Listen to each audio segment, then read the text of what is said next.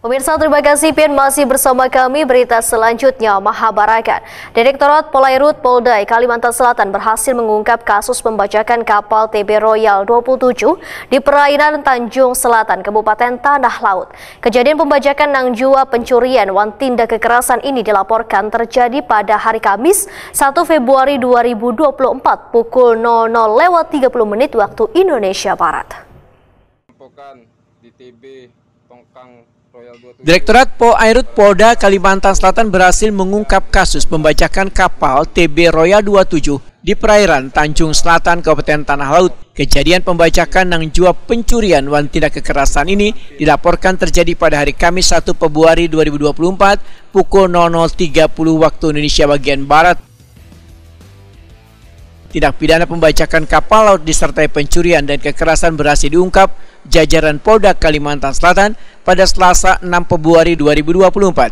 Digelar konferensi persnya di Aula Martida Polda Kalimantan Selatan jelang Kamarian Jumat 16 Februari 2024. Sebuah kapal yang bermuatan 3.959 KLPM atau minyak Bengaran TB Royal mengalami insiden pembajakan di Laut Perairan Kalimantan Selatan sekitar pukul 00.30 waktu Indonesia bagian Barat Kamis 1 Februari 2024. Perompak yang berjumlah 8 orang ini menggunakan senjata tajam jenis parang pisau wan pistol mainan berhasil memepet dengan menggunakan kelotok, kemudian naik ke kapal TB Royal 270 yang membawa PM atau minyak milik PT Musimas di perairan Tanjung Selatan, Kabupaten Tanah Laut, Kalimantan Selatan. Di TB Tongkang Royal 27. Beban ABK TB Royal yang berjumlah 14 orang itu pun disekap di sebuah ruangan serta tangannya diikat wan muntungnya dilakban.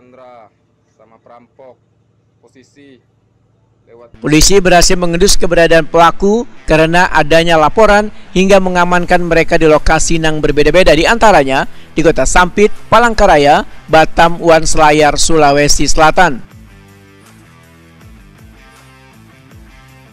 Ada sebanyak 13 orang pelaku yang terlibat dalam perompakan kapal TB Royal 270 ini.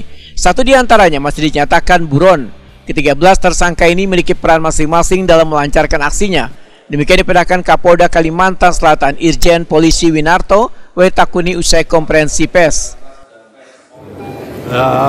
Kelompok ini adalah kelompok baru, jadi mereka itu dengan rekrutmen baru ya. Jadi begitu dia mendapatkan yang mau membeli, setelah itu baru dia merekrut. Setelah dia mendapatkan pembelinya, baru dia merekrut dan membuat strategi bagaimana perampokan ini. Ada ini dari orang lingkaran dari perusahaan sampai saat ini masih kita dalami. Jadi indikasi itu mungkin ada, tapi sampai saat ini kita belum menemukan. Polisi berhasil pula menangkap pembunuhan penadah dari hasil tindak kejahatan ini. Kerugian yang dialami korban senilai 8.257 juta rupiah lebih.